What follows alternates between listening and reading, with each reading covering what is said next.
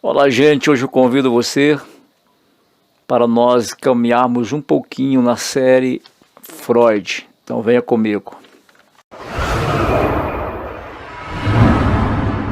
Se você ainda não assistiu a série Freud, eu aconselho que nesse momento você interrompa este vídeo e você assista toda a série.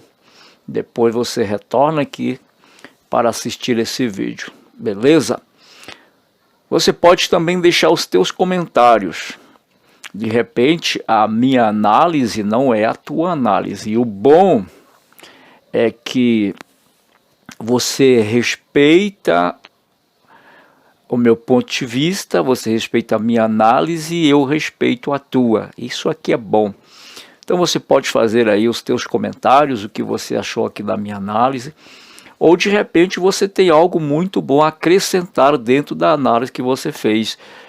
Por exemplo, alguns detalhes que possam ter passado e despercebido e nós não mencionamos aqui. Até porque a análise da série Freud, não tem como você fazer aí uma análise da série de Freud em 30 minutos, sendo que uma série ela é muito longa. Então eu vou dividir em dois vídeos. Hoje vou falar da série Freud, algumas coisas que eu considero interessantes. E depois nós vamos falar sobre mitos e verdades, exclusivamente sobre mitos e verdades na série Freud. Eu fiz aqui um script para que eu possa acompanhar. Então a primeira consideração, a série Freud é uma série lançada pela Netflix. E quem assiste regularmente a Netflix, seja série ou filme, já está acostumado em perceber que a Netflix ela constrói, ela cria determinados personagens. Então você tem que entender isso, a menos que uma série, mesmo que uma série seja baseada em fatos reais, então existe ali um acréscimo muito grande. E no Freud, principalmente, isso está muito nítido por ser série da Netflix. Primeira consideração que nós vamos fazer aqui é o seguinte: a série Freud, lançada pela Netflix, não tem como finalidade abordar construção teórica ou histórica. Certo, gente? Então é o seguinte: se você vai assistir a série Freud no intuito, na intenção, no objetivo de adquirir uma gama de conhecimento sobre construção histórica ou a construção teórica da psicanálise, eu aconselho que você assista outra coisa e menos a série de Freud. Porque a série de Freud não tem como objetivo trazer essa construção teórica, nem essa construção histórica da psicanálise em si. Então até sugiro, se você quiser ter uma ideia um pouco melhor sobre psicanálise, é muito melhor você assistir O Homem dos Ratos, porque ali você vai perceber a quantidade de neuroses que um homem possuía. Então ali a gente tem uma psicanálise mais pura, uma psicanálise mais enxuta, certo? Segundo, a especialização de Freud não era a hipnose. Então o que a gente percebe na série?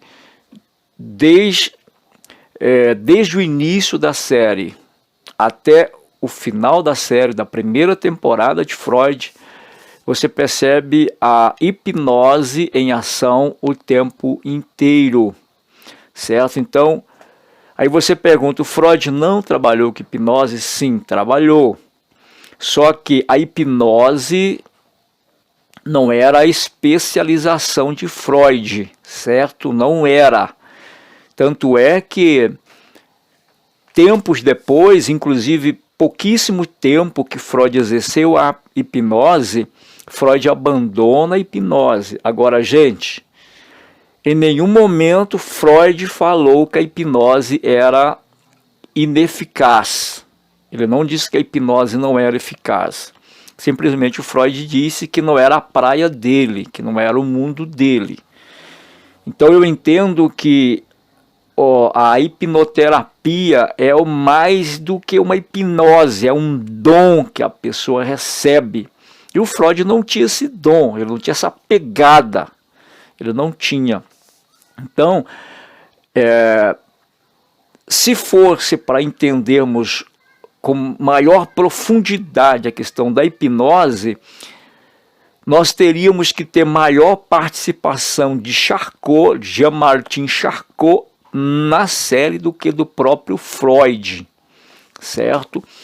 Porque, na verdade, o Freud viu pela primeira vez a maneira como Charcot tratava as mulheres com histeria utilizando desse recurso, a hipnoterapia. Então Freud ficou maravilhado, então Freud começou a utilizar a hipnose por pouco tempo. Depois Freud abandonou, primeiro porque Freud percebeu que nem todas as pessoas tinham essa sensibilidade de entrar nesse transe, de entrar nesse acalmamento interior, a fim de que ele pudesse ter acesso aos seus conteúdos psíquicos e ali efetuar uma quebra de estado, uma quebra de padrão. Então nem todo mundo tinha essa sensibilidade, nem todo mundo gostaria de ser submetido a uma sessão hipnótica. Então existe a hipnose do início até o fim da série, porém não era a especialização de Freud, deixando isso bem claro, não era a especialização de Freud, ok? Para ficar bem claro.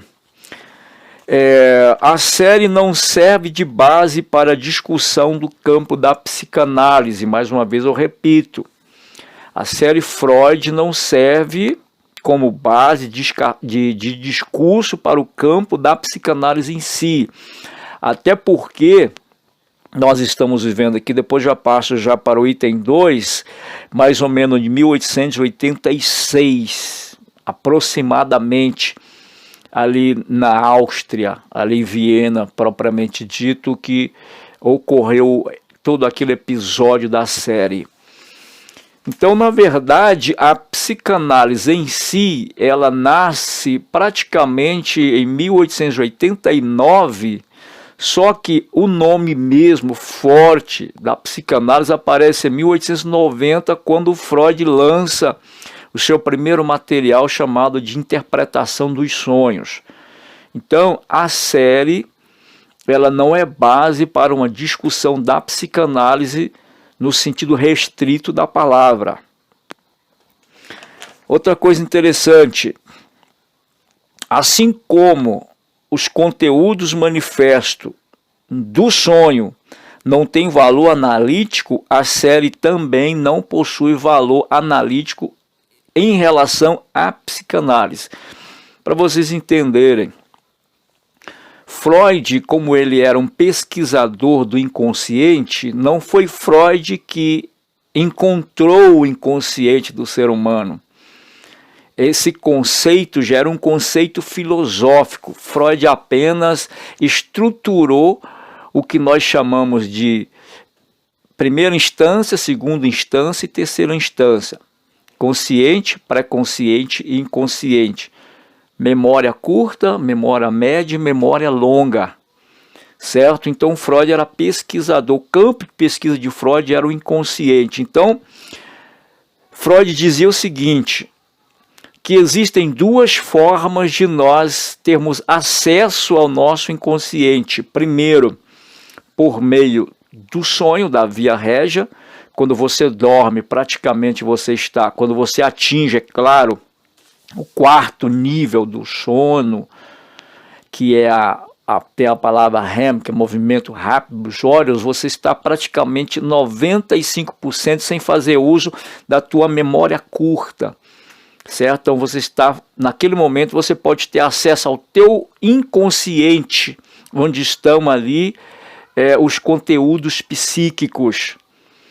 Por isso que você sonha. Então, para Freud, os conteúdos manifesto, que são sonhos que você sonha por causa dos labores do dia a dia, do estresse, por exemplo. Você foi dormir com fome, você sonhou comendo um churrasco, comendo um pudim, etc. Para Freud, esse tipo de conteúdo não tem valor analítico nenhum. O que tem que ter valor analítico são os conteúdos chamados de, eu coloquei aqui, são os conteúdo manifesto, certo? Ele não tem nenhum poder analítico, porque ele simplesmente acontece em virtude do seu dia a dia. Quais os conteúdos que têm valor analítico para Freud? São os conteúdos latentes, ou seja, aqueles conteúdos que estão sempre latejando. Então, assim como os conteúdos psíquicos manifestos não têm valor na interpretação do sonho, assim a série Freud também não serve de base para nós extrairmos conteúdos da psicanálise, ou um valor analítico, ou um valor psicanalítico, melhor dizendo. Em segundo momento da série Freud, nós temos a história. Eu já mencionei para vocês, ocorreu mais ou menos em 1886 na Áustria, certo? Propriamente na cidade de Viena.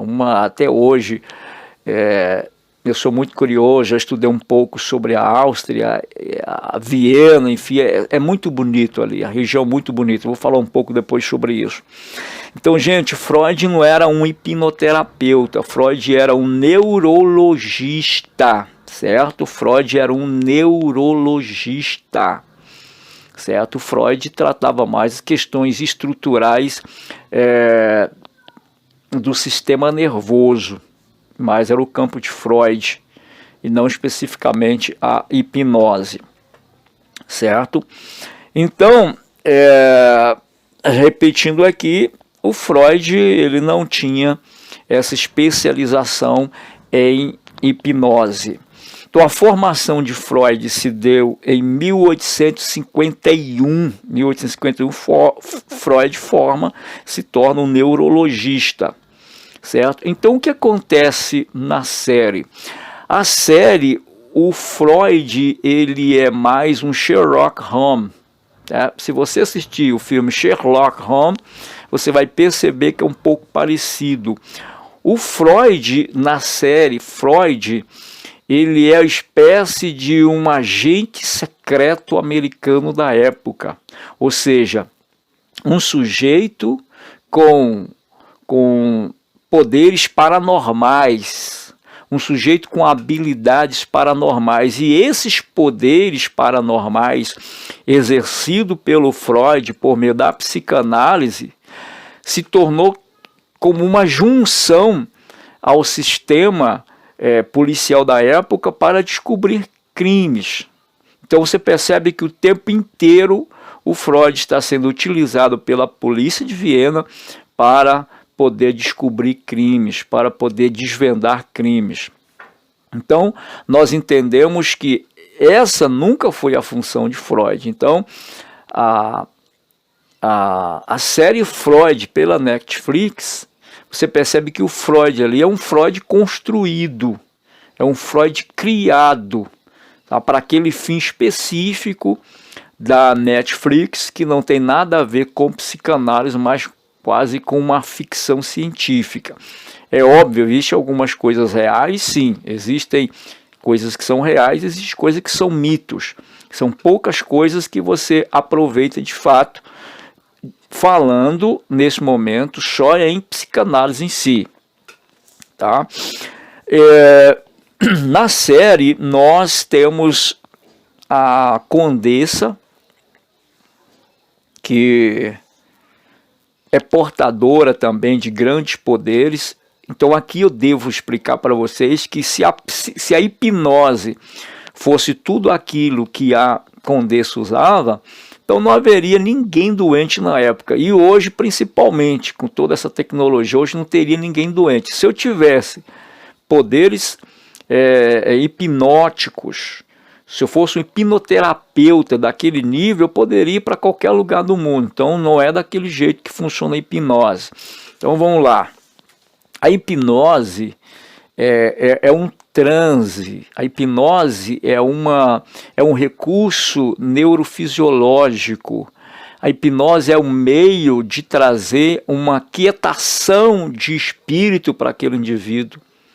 Uma quietação para que ele possa se concentrar, para que ele possa ter o acesso aos seus conteúdos psíquicos. Então, naquele momento é possível se efetuar uma quebra de padrão emocional ou de uma cura de uma patologia. É possível, tá? Só que tem um detalhe.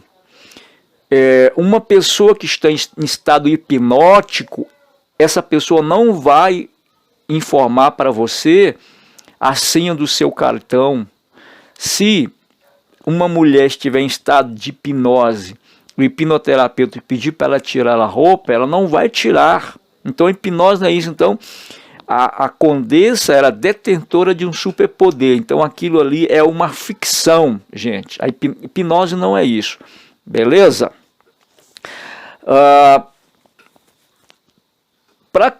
Para ficar melhor a série, é claro, dentro do meu ponto de vista e não do ponto de vista da Netflix, nós teríamos que ter uma participação maior da, por exemplo, a Ana O ou da Dora. Então, coisas que ficaram ali. Por quê? A série não estava tratando de psicanálise, a série estava tratando de um Freud construído, de um Freud criado, de um Freud fabricado, de um Freud Sherlock Holmes, de um agente do FBI daquele tempo com poderes paranormais. Então, por que eu falo por exemplo, na série nós temos a participação de Joseph Breuer. O Joseph Breuer era o médico que tratava da Ana Orr, que é o nome fictício. O nome dela é a Bertha Papham. Então, em determinado momento que o Breuer estava se preparando para exercer a hipnoterapia, a Ana Orr simplesmente esbravejou que ela não queria.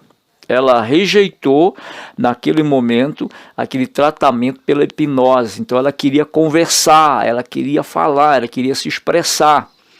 E além de alguns outros problemas, algumas tretas que já estavam acontecendo, a Ana O despertando um certo sentimento chamado mecanismo de transferência. Não é um mecanismo de defesa aqui, é um mecanismo de transferência onde a pessoa analisada consegue transferir para o analista alguma coisa que aconteceu com ela, alguma frustração, algum trauma, etc. Então, estava tendo problemas ali, que eu não vou explicar para você aqui, porque o propósito desse vídeo é falar sobre a série Freud, não especificamente sobre a psicanálise em si. Então, o Breuer procura o Freud desesperado para que Freud termine o atendimento a Ana Orr. Foi nesse momento, então, que Freud disse para ele que ele teve ali uma luzinha no final do túnel. Ou seja, ali nós temos o início do abandono, Freud abandonando a psicanálise, a gente temos uma transição, Freud abandonando, melhor dizendo, a hipnose, para entrar já para o campo da psicanálise, que é o forte de Freud, é a associação livre, que é o poder da cura por meio da palavra. Freud estava dizendo que nenhuma palavra está dissociada da outra. Então, quando as pessoas estão conversando, você pode pegar os conteúdos psíquicos que está trazendo um desconforto emocional para aquela pessoa por meio de um ato falho, por meio de uma frase, por meio de uma palavra. Só para a gente ter uma ideia aqui. Então a participação do Joseph Breuer, da Ana O ou da Dora seria muito importante se nós estivéssemos estudando uma série que estava falando de construção histórica ou de construção teórica da psicanálise em si. E nós temos a questão da cocaína. Gente, para ficar bem claro, é mito ou verdade? Da cocaína é verdade, só que tem um detalhe. O Freud utilizava a cocaína, mas em nível muito pequeno e diluído em água. Alguns psicanalistas falam que Freud injetava. Eu tenho que verificar essa fonte primeiro. Mas os dados que nós sabemos é que o Freud ele utilizava pequena porção da cocaína, diluía em água para fins medicinais. Tanto é que Freud abandona isso depois. Tanto ele quanto ele vai desencorajar aos seus pacientes para que não utiliza. A intenção de Freud é que cada paciente dele ficasse livre dos seus traumas, das suas neuroses, sem precisar de um subterfúgio que depois pudesse trazer outros prejuízos, que é a questão do vício, que muitos dos pacientes de Freud eram viciados em cocaína em virtude disso. Então a cocaína é real, não naquele sentido. Tanto é que na série Freud, ali no final da série, você vai perceber que ao invés de Freud pegar uma porção bem pequena de cocaína e diluir em água, foi o contrário. Ele pegou a água e colocou dentro daquele frasquinho que estava com todo o material da cocaína e tomou aquilo e teve uma overdose. Gente, não aconteceu isso com Freud. Outra coisa que não aconteceu com Freud, aquela cena da relação sexual do Freud com a Freud, isso não ocorreu. O Freud era um judeu, o Freud tinha um conceito de sexualidade muito forte, tanto é que Freud falou de neurose, psicose e perversão. Então hoje, por exemplo, na psiquiatria, o perverso pode ser um psicopata. Freud não estava falando de psicopata. Quando Freud falou de perversão, ele estava falando de perversão sexual, que todo ato sexual fora da normalidade seria uma perversão. Então Freud não teve aquele problema daquelas relações sexuais como tem ali na série. Freud casou, teve a sua esposa, Freud casou, certo? Fica bem claro isso aqui para você. Em relação ao hospital onde Freud trabalha, sim, Freud era um camarada muito pobre, Freud não tinha dinheiro, então a fonte de renda de Freud, a princípio ali, era exatamente o trabalho que ele prestava no hospital. Então era mais ou menos assim. E eu indico você para assistir o filme A Jornada da Alma, e você vai perceber, ali nós temos o Carl Gustav Jung e nós temos a Sabina Spierham. Então você vê a forma como as pessoas que sofriam de histeria, que tinham um problema mental, que não era tão sério, uma neurose, por exemplo, eram tratadas como loucos. Então funcionava daquele jeito. A maneira com que os médicos tratavam os pacientes que ali chegavam como louco mesmo, como pessoas que tinham... o termo louco mesmo, a gente chama de distúrbios mentais, distúrbio psicológico. Então aquilo funcionava daquela forma, era um horror, as pessoas eram tratadas de forma desumana. E concluindo o final da série você consegue entender toda a série, bem no finalzinho você consegue entender toda a série, quando você parte do pressuposto que a série está tratando de um Freud com poderes paranormais, e os poderes paranormais do Freud é exatamente a hipnose, algo que ele não utilizou por muito tempo. Certo? Então, no final, nós temos... muitas pessoas dizem, mas eu não entendi o final, mas é o final que faz com que você compreenda a série.